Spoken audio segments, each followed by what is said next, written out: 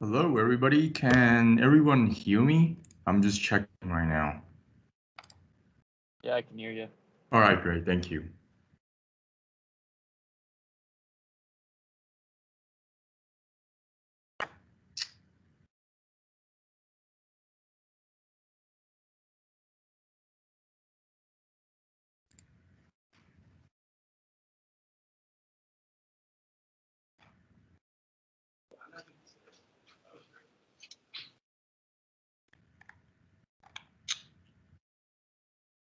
All right, so we still have a few minutes, and then we'll get started once it's 5:30. So a few things is once you join the skill sessions, and by the way, the skill session for this one is 3D printing and material selections. Once you get in, remember to mute yourself just in case. So one thing I want to kind of talk about today, as a matter of fact, I do have a lot of content to kind of show. But one thing is currently I am a graduate lab TA in the EPICS, just in case if you have in the future any mechanical testings and many mechanical manufacturing and all of these things you want to kind of get it done. You're more than happy to reach out to me, and then we can talk about it later on within the semesters. I know because of the pandemic and all the restrictions, I personally feel that you guys probably has less of mobilities and access to BIDC, for example. So please reach out to me if you have any concerns and just want to accelerate your project in all means. Okay. Yeah. So I think the quickest way for right now is sort of kind of show who I am and then what my expertise is, so that in the future, if you encounter any problems about your project, I think it's kind of good to who's the right person to contact with. So currently, I'm a PhD student in material science. I do a lot of 3D printing in a way that's kind of with code spray. I'll talk about a little bit about that later on. I have a master in material science and master in mechanical engineering. Work in the industry for a few years and 1 year of military services.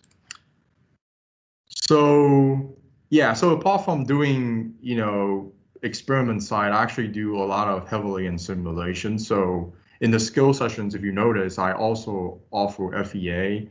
And that's the thing is that if you have anything you want to set up for FEA, I think my personal input on this is just contact me and then I can sit down and then teach you.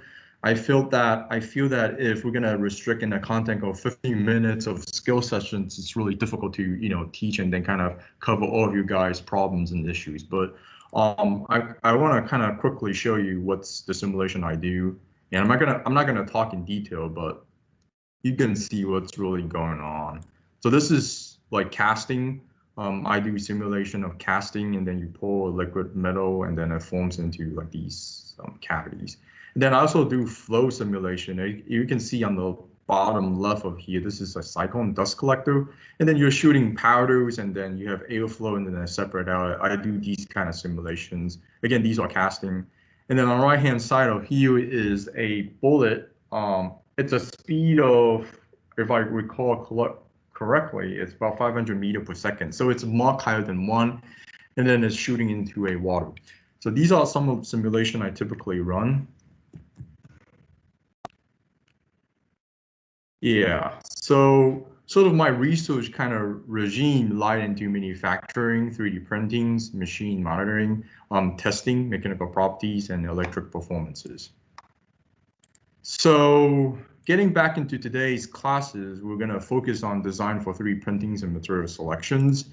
And one of the things is, since we have quite an amount of students, you guys kind of enrolling for today's skill sessions, I understand that if you have your agenda, meaning that if you have certain questions you want to get answers or something focused upon something you want to kind of know about, let me know after this class, or like go ahead and contact me. I'll leave my informations to you guys so that we can talk a little bit more. So TSAI.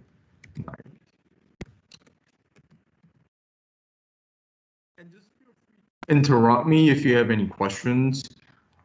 It's always good to kind of have discussions rather than have me just keep talking. All right, so content. I'm splitting up into 3D printing materials and material selections, and then I'll see how the time go. Hopefully I can cover everything. So you can see the content, 3D printings, and I'm gonna kind of touch into what's the current market outlay, and then does it make sense for you to make your own 3D printings? There's cons and pros. It depends what your final goal is. And then another thing I want to bring up is the 3D printings. A lot of people kind of get confused, like, hey, if you print something and that's the final mechanical property, it is. However, that's not true at all because it really depends on how your processes is. If you adjust something, you have a completely different mechanical properties. I'll touch about that later on. And then there's a comparison between 3D printing POA and then CFPLA. So there is a lot of talking among the industries or in the, at the EPICS about printing carbon fiber reinforced polymer. So that's what CFPLA stands for.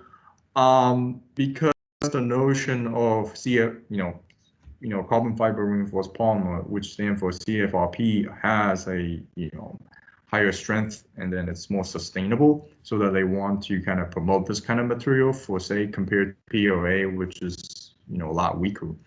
I'm going to talk about that, and then common problems in 3D printers and metal 3D printings, and then material selections, how we classify materials, and then some of the mechanical properties that, assuming that if you're engineering in School of Engineering, you should kind of know that by the end of this class, or at least end of the semester.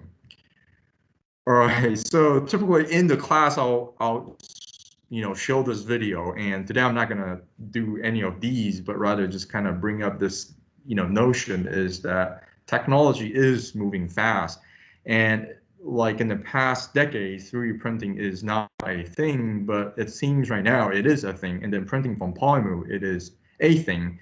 So looking at this trend, I would bet in half a decade later, you probably start printing from metal. So it's not surprised at all. So that's basically what the video is going to talk about. So I'm going to jump that.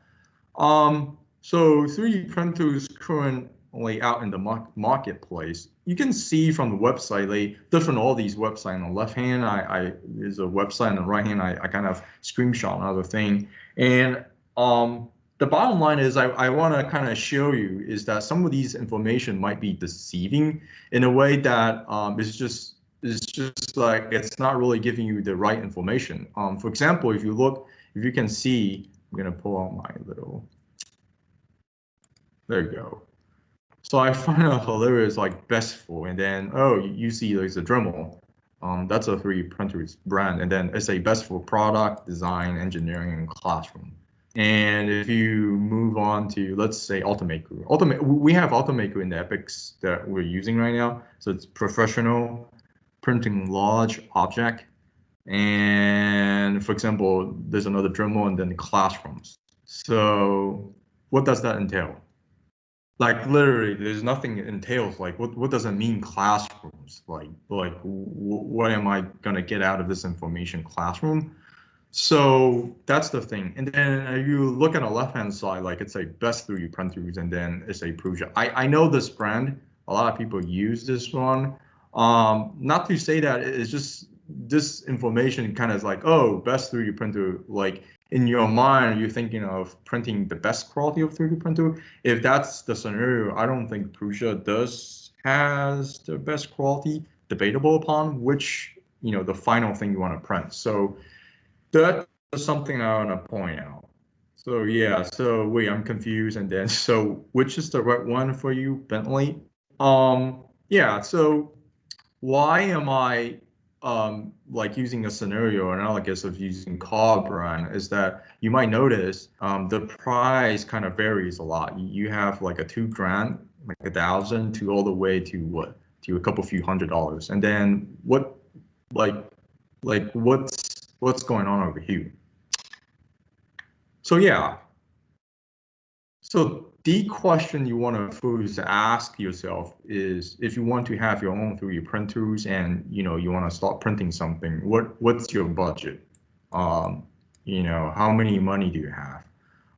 Do you care about self-alignment and auto, or the quietness and the time efficiency?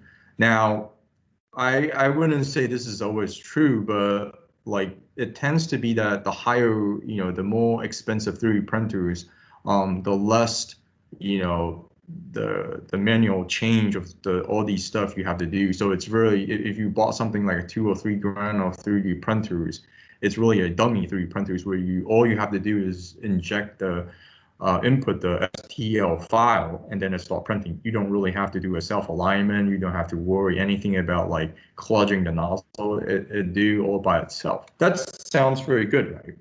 But it depends. So moving forward, what's the dimension of your part? Some has limits. What material would you like to print? And commonly, most of people use is POA. But does this strength of material really matters to you? Because you will notice today, if you use a POA and you print something, and then if you want to put that into in the real world applications, you seldom see any materials being printed by POA, right? So POA is really like a concept prototype for you to kind of look. But for real applications, usually they don't use POA. Does odor matter to you? So that's another reason why the EPICS use POA, is because it doesn't have odor. Take ABS, for example. If you use ABS, it does have some smells, and that tend not to be good. Are you planning to modify your 3D printers later on? So this is another question you can ask yourself, that those more of expensive 3D printers, you are not able to add any features on it if you're looking to give an upgrade. So what I meant is, if you want to upgrade it, you have to sort of kind of follow whatever the vendors provided material. So you cannot just build something and then add onto it, because there might be some systems and software compatibilities going on. So that's why a lot of people, later on they end up building their own 3D printers, or rather buying a cheap 3D printers where the XYZ gantries of the nozzles is already pretty much compatible. All they have to do is to add on other stuff they want to add on. It's a lot easier. So the EPICS currently has Dremel and Ultimaker 2. We have Gmax that provide a larger area that you can print. However, Gmax right now is currently down, so pretty much we're 100% using Ultimakers. Over here, I listed the thickness over here, the dimension over here, so don't worry about that. This can be adjusted. So yeah, so the question then comes back into, is it economic to build your 3D printers? And well, there's already so many 3D printers out there already. So yeah, so if you really is a hands-on guy that you want to build something, I did a quick research onto the website, and then honestly, there's so many websites out there. I'm not saying which one it is the best. Someone provide a price roughly about $600 that you're able to build your own 3D printers. You can see on the right hand side, and then this is just the list they provided, and from day 1 to day 5, which is pretty neat. And then it has all the this link from Amazon where you can click, and then about the real price. I actually checked; they all pretty much the same prices, so it's roughly about $600 ish. So sorry, kind of jumping back and forth. So if it's around $600, does it really make sense to invest that kind of money and then invest that kind of time? My personal perspective is that maybe not. Maybe you can just use like $300 or $400 to buy a Persia, or I don't know, other brands that's available, and then you can use the remaining money to buy other upgrading to make it even better. So maybe you don't really have to start on scratch material after all. Okay, so 3D printing's directions dictate the material properties. So I think there's a lot of misunderstanding, like, if a 3D printed material like a POA, it fails, one would jump into a conclusion saying that, hey, the material is not strong enough, and then period. Well, that's not really true because if you look below over here and then, don't mind about if you don't know what's Poisson ratios, molecules and yield strength, just look at the numbers and then the higher the number, meaning that the higher the material can sustain any force or impact or anything. So what I'm going to do is just look at ultimate strength. So ultimate strength, find the highest number, that's 33, right? 33. And then the lowest number is 30.7. So it's off by what? 3 MPa, megapascal. So that's actually quite a lot. And then you look at the orientation, it's 0.90 flat. And then on the right-hand side, it's 0.90 on the edge. So what I'm trying to get is that you can see on the upper left graph over here is imagine if you're a nozzle and then you're printing this is what we call a ASTM coupon, the direction you're printing. So it does matter, right? Today, if you print a direction that's plus and minus 45 directions compared to plus and minus 45 upright, there is a completely different of strength that you're, at the end. So it is important about your design, not really truly all 100% fault of the material POA it is.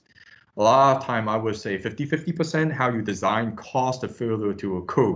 So the material properties over here, you'll be surprised, does change. That's something that you have to keep in mind. Circling back into that, when I mentioned about ultimate strength, so I'm kind of shifting gear over here. So this is a common stress strain curve you're supposed to see, and this is how you do the testing wise to kind of give a number, get an idea, okay, how strong is this material? So the y-axis is stress. By now you should know what's the definition of stress. If not, that's okay. Stress is force divided by area. And then strain is just the elongation of the material. So I'm just going to put delta L divided by L. So the elongation. So we have a couple of few things, Young's modulus. So that's a intrinsic property of material. And then yield strength is where it's separate out the elastic. I'm going to put an elastic and plastic part over here.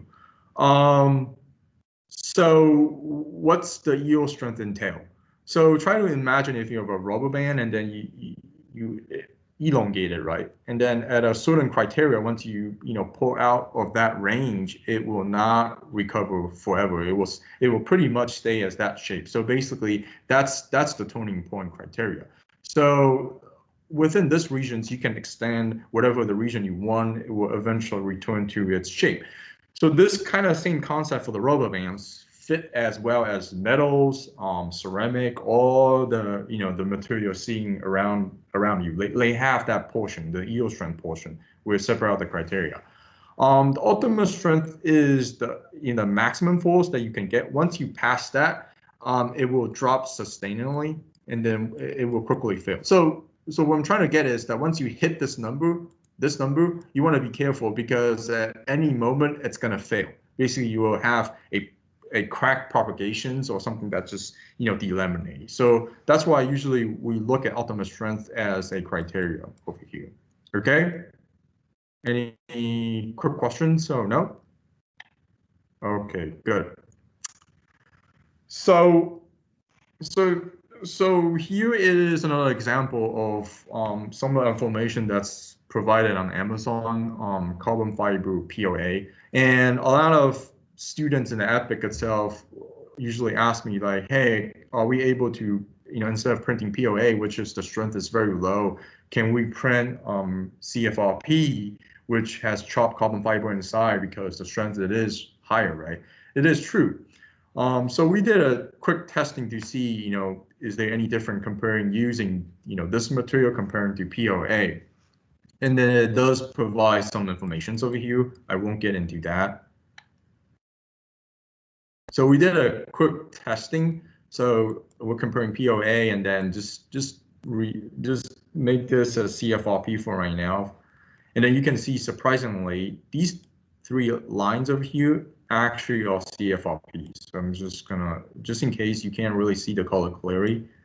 And then these 3 is POA. So isn't that surprising? Because these 3 load and displacement has the highest, and then the CFRP has the lowest, right? So it doesn't make sense at all, right? Because you wouldn't imagine CFRP has higher strength because that's what, the notion in the majority of population, public think that CFRP has higher, right?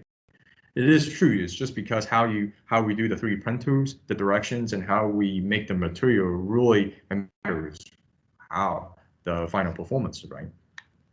So you can see if I print, sorry. So this is 90 degrees, by the way, and then this is 0 degree. You can see 0 degree over here. So these three lines, you can see it's roughly about 900 load. So 900 newtons where it break, and then these three is POA. That's a bit lower. So you can see that how the nozzle direction, how that's printed, actually really matters, right? So we can't really blame on, oh, this material is, when you do a testing and then this fail, and then you blame that, oh, this material is not strong enough. No, it's just because how it is designed caused the material to fail. Now, one other thing I want to point out is that this material I'm using, the fiber is not really up to what a really CFRP it is. So that's why you're seeing the load is not even high enough. It's really close. I don't see any difference by all means. So I don't think the material that we buy from Amazon really is truly a CFRP. I think it's just a commercialized, jargon they're using. Okay, so common problems in 3D printers we often, encounters, or if you are planning to buy a 3D printers or you're using a 3D printers, you have one of the things you usually have is the printer is working but nothing is printing, so that's a clutch, right? Other stuff is nozzle is too close to the print bed, so you basically destroy the bed, or it's stucking, or over extrusion, incomplete and messing infill. So depending on how many infill density, usually in the EPIC itself, we print like 20% warping because of temperatures, CTE differences. Messy first layer also matters. Elephant foot is again CTE differences. Print look, deform, and melt. So too higher temperature and then snap filaments. This typically happens in nylon material because it's moisture that absorbs water and then it snaps because it's brittle, and then get cracking in tall projects and stuff. So yeah, so this is a troubleshooting. If you have a 3D printers, you have all these things you have to encounter, and then if you have any questions about all of these, how you solve it, come and contact me. We can talk about it. So moving forward to metal 3D printing process, in currently industries, they basically separate into 4 different areas. We have powder bed fusion, direct energy deposit. So this is a laser bed thing that they are doing a 3D printer, and binary jetting is something with with like powders and then liquid inside, and then they jet it, they deposit on the surfaces, and then after that they put it into the oven and then bake it or cook it, so that it's finally solidified into a final project. Material jetting is actually my PhD.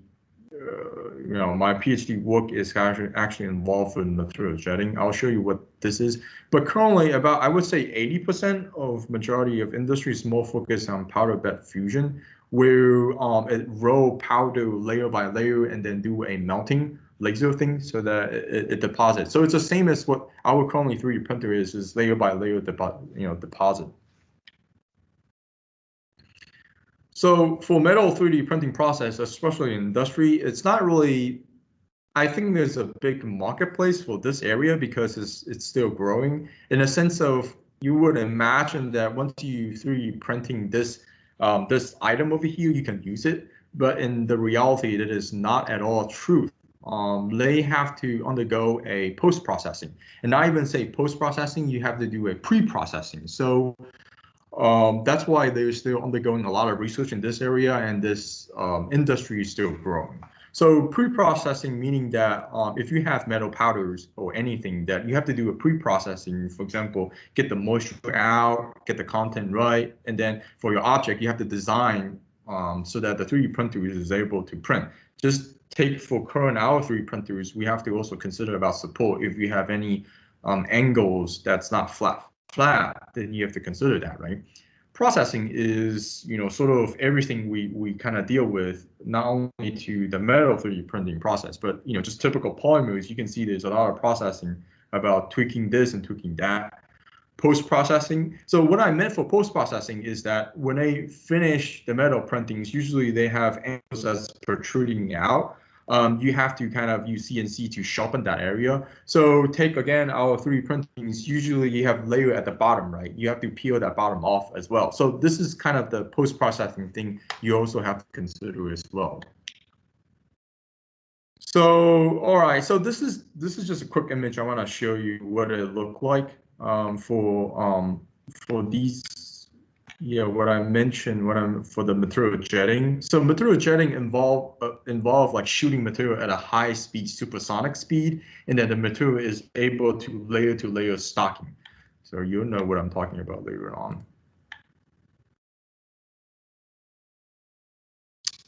So this, well, evidently you can see this is a nozzle, and then bottom over here is a nylon substrate, so it's doing some coating over here. I don't think this one I have the powder coming out, so I don't think so. Okay, so we can stop that.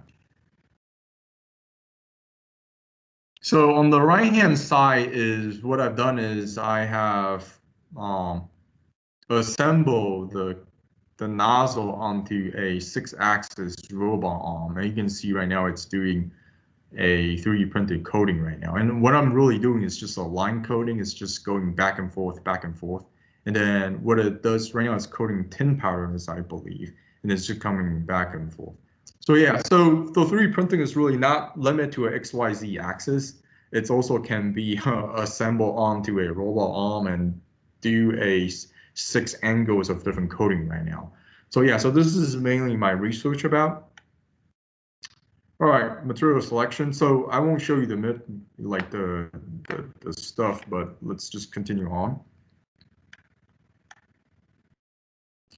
So classify like the engineer material, how it is organized. So a lot of people if a material people kind of see this, it would jump out. So it's separated into metals and non-metals. And metals over here, it has ferrous and then non-ferrous. And then the non-metals over here, it's separated into polymers and ceramics. So it just makes people think that, oh, metal, well, it's like, wow, they get their own thing, like a category over here, and then polymer, it has to fit onto the category of non-metal.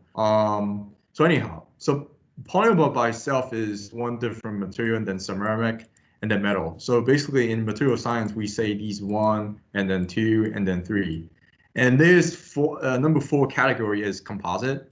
So composite is what I call carbon fiber reinforced polymer. So you have the carbon fiber. So carbon fiber, you would say that it's a ceramic, right? So carbon fiber is the ceramic. And then reinforced polymer, that's over here. So you're combining these 2 materials. So these 3 materials, if you combine one of them, so that's a composite material. So that's what I'm actually getting at. Now, one thing is, if you look at a polymer, there's a thermoset and then thermoplastic, right? This is the most important thing for today to kind of have you take away. All of the material that we are processing is thermoplastic, okay? So what is the difference between thermoset and thermoplastic? So thermoplastic is it's irreversible. So you can melt, remelt, melt, remelt, and then reuse it again. And then thermoset is something that once it is formed into a certain structures, you're not able to change that. So take epoxy, for example. Once the epoxy is fully cured, you're not able to change it. Thermoplastic, you can take PVC. So take your plastic bottle, for example. This is a bottle, or 3D printing material. These materials, you can see you can reprint it. You can put it into a filament and then reuse it again and again and again. So that's the biggest difference. Okay, metals over here. I won't get into that, but definitely there's the iron for the biggest, and then you have non-ferrous. You can see aluminum, copper, lead, and then so on. All right, so material selection. So I believe that in a way, you guys, if you're in a manufacturing team, you'll come into a dilemma trying to choose the right material, right? On the left-hand side here is a sort of a chart of showing Young's modulus and then I don't think you can see that clearly. I just wanna jump up, you can see. Yeah, that's the density plot. Okay, good. So below over here is the density. Put a ZO. That's the DEN density. And then Young's modulus. So try to think of Young's modulus as the strength. So strength. Okay. So there's no perfect material where, okay, you have a higher strength and then you have a low density. So the low the density meaning that it has a less weight. Whereas if you have an increase of density, you have a heavier weight of the material, right? So this bottle is polymer, right? So it has a low density, but the Young's modulus is low. So you can see like the PET over here. So the polymer is over here, right? So compared to the Young's modulus to like titanium alloy is over here, right? This is 2 over here, so it's way lower, right? But the density, if you compare, titanium has a higher density than typical polymer, right? So I guess I'm trying to get is that there's no perfect material where if you want a higher, strength of material while it is very, it's not heavy, right? So that's kind of trade-off. If you have a higher strength material, it's more heavier, and vice versa. So this is always, you want to keep in mind what kind of material you want to focus on, right? Majority of people usually it's iron, steel, stainless steel, aluminum, copper, and then I think a lot of people use wood and then 3D printing. We do sometimes offer ABS, depends. Again, depending on your final design. Right. So this is just kind of get back into what I talk about stress and strain curve over here, and a couple few sort of just recap. A couple few things you want to bear in mind is the yield strength, right? The yield point. So for example, this is over here. Okay. So these are the most important point that separate out elastic and plastic region. So yeah. So one of the things is that if you have a material that passes, it's gonna fail. Breaking stress. Yeah, so we talk about how the 3D printing directions matter, so I won't touch that. So mechanical property, every engineering should know about. So stress strain, I talk about strength. I definitely keep mentioning about that. One thing you have to notice is that strength actually can refer to all different kind of strength, from compressive strength. So compressive is like, compressing. And then shear, for example, is this direction. And then tensile is the most common thing where you pull a material, okay? And then there's the elastic strength and ultimate strength and yield strength. So again, like when people say about strength, you want to kind of double check what strength are they referring, right? And then stiffness, again, the same Young's modulus, hardness, toughness, and elastic and plasticities. So these are common few things you want to kind of, check what they are. So toughness, one of the things is that I notice a lot of teams dealt with toughness. So in a sense, toughness is just like impact. So you can see on the below curve, the stress strain curve, it has these color diagram going on, right? So the more of the color that's being covered, meaning that it's able to absorb the impact by itself. So you can see these 3 different color, right? Which one is able to absorb the impact? The highest one, the metal, right? I mean, in your intuition, you can think about metals. When you hit on the metal, it's not going to fail or break, right? So metal is typically the one, and then ceramic is the second one, and then the polymer is the third one. Yeah, and then another thing is, if you look at the stress strain curve, you can see this is strain, by the way. I want to keep mentioning about that. Is that this elongated very long, right? And then ceramic by itself, it has a very high strength, but it fails instantaneously. And then over here is the metal, it's sort of in the middle. And I keep talking about the yield point, right? So you can say the yield point is over here, this one is over here, and then this one is over here, okay? So I don't know if you guys have recognized something interesting. So for example, today you use a ceramic material, right? like I'm trying to find a good example for that is like your dishes, right? These plates are made of ceramic, right? So if you do a tensile test and you do a tensile and then it start pulling, at a certain point, once it passes, instantaneously it's gonna fail. However, if you compare to polymer material, if the yield point typically is around here, once it hit this, it will take a longer time to fail. Same as metal. Once it hit this point, it would take a longer time.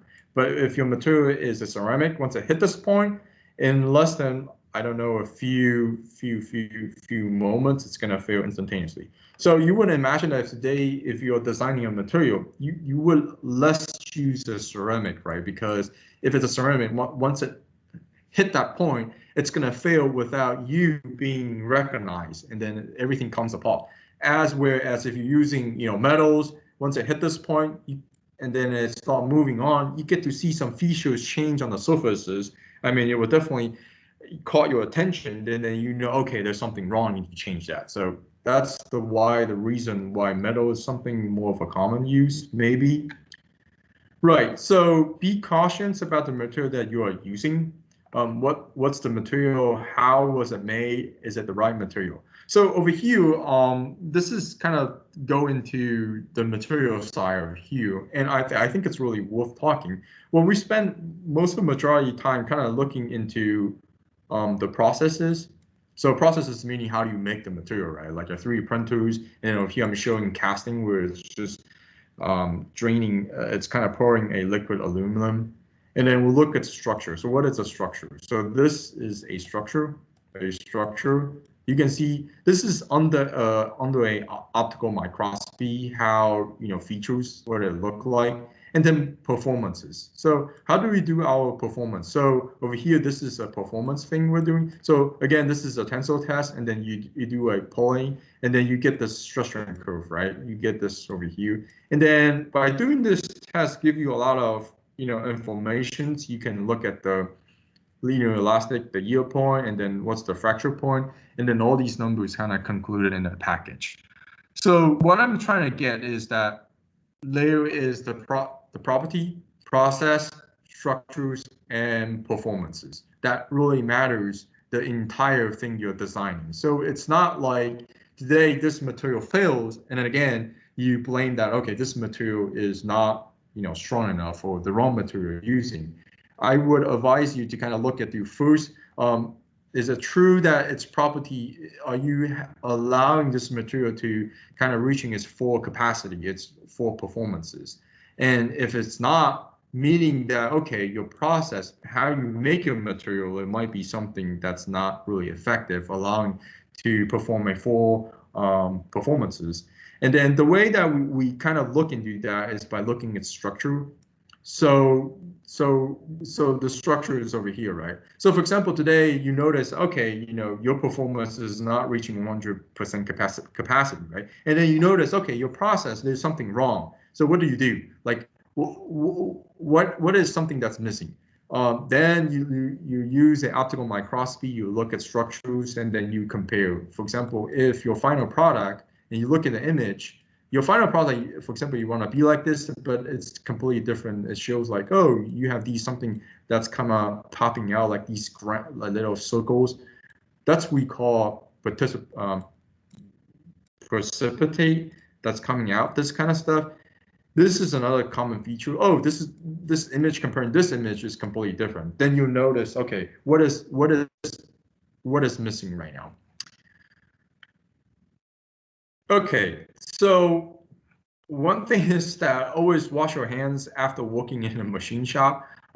This is not for the sake of being hygiene, but rather upon a lot of time when you touch the materials, it actually contaminate the material surfaces, and in one way that also affect your material performances. So this is definitely one thing you have to take notice about. Okay, what you have to be careful when you're making your material be as hygiene as possible.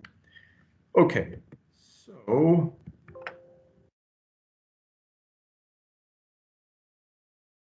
I think I finished this in a very fast matters.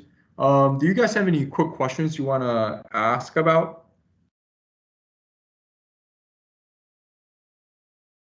Anything that are you kind of curious or anything that you have any issues about? I'm curious of some of maybe like the biggest direct examples of when 3D printing metal is going to be effective in the future. Like I get that, like it sounds like it'd be really cool, but I'm having a hard time thinking about exactly like what kind of applications you would use for it. Yeah, I'm sorry, at the beginning I have a static, I can't really quite hear your question. So are you referring that what's the future trend for 3D printing metals? Did I get that Yeah, correct? pretty Or much. Yeah, yeah, what's the main purpose? yeah. So I actually like your question, and then yeah. So I think for 3D printing metals right now, it's still it's a growing industry because it's a lot of it's trial and troubleshooting, by the way. So it's try and error. And it's not really promising in a way that it's not like, hey, this is brand new. Like like making a metal right now, there's other different methods. Like you can do casting, forging, extruding, and what the 3D printing kind of want to promote is that it is a fast manufacturing prototype where you don't have to constantly go back if you want to change your dimensions or you want to fulfill your end customers' needs, right? And it's just okay for this person that want to print this structures, you can print it. Yes. However, actually, it's quite tedious, to be honest. And what I mentioned is pre-processing, processing, and then you have to do a post-processing. And post-processing, I did mention that you have to do a CNC kind of polishing the surfaces. And after you do that, you also have to do a thermal treatment to release the stress that's already attained on the structure. So it's not a lot of time when you guys are like the EPICS, when we print something material or polymer, and then we give it to you guys, yeah, because it's just polymer. I mean, nobody cares. I mean, you're not gonna put that onto your real life automobiles and then try to use the POA, right? But in the reality is in the real world, when they do this metal 3D printers, they have to do a post processing, which they put in an oven and then bake up to 200 or 300 Celsius, so that release the stress that's already formed onto the structure by itself. So what I'm trying to get is that there's so many things that can go wrong. That's why there's so many people that still focus on this area, and you won't see metal 3D printing out in the market at least for a while. I mean, you can buy it, but I can bet you that's a lot, probably what 10K or like 100K. I'm not surprising, but polymer itself is pretty much already mature in a way. It's just a lot of processing that you have to deal with, depending on how many money you have. By metal itself, right now the hottest area they're doing right now is printing titanium. Is another focus because it's a lightweight material. It does has its strength, and compared to polymer, it's again lightweighted. So that's something a lot of people is dealing with. I would encourage you to sort of look into these places, try to do some research. There's tons of paper out there. They do this area, but right now I would say titanium is one of the trend I'm doing. Titanium, and then just basic non metal, which is iron. That's another example they're trying to print. So these two are the major marketplace right now. And then how do you make powder processing? That's another, because usually it's powder is like spherical powder. So how do you make powder is another thing. Okay. I hope I answered that question. Yeah, thank you. Yeah. Another other questions? I do apologize that I finished this very quickly because I thought I believe that you guys that join this sessions, typically in this sessions I have you guys kind of do a DIY and do some testing and stuff. But due to because of the limits of the pandemic, I kind of shortened this lectures, and then I want you guys, if you already have some thoughts or any questions, we can talk about it right now or we can do it later.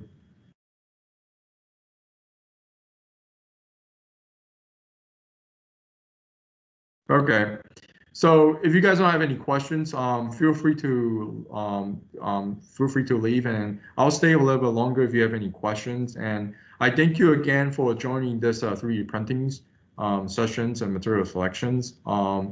again, feel free to contact me if you have any problems about your project and etc. Thank you. Thank you.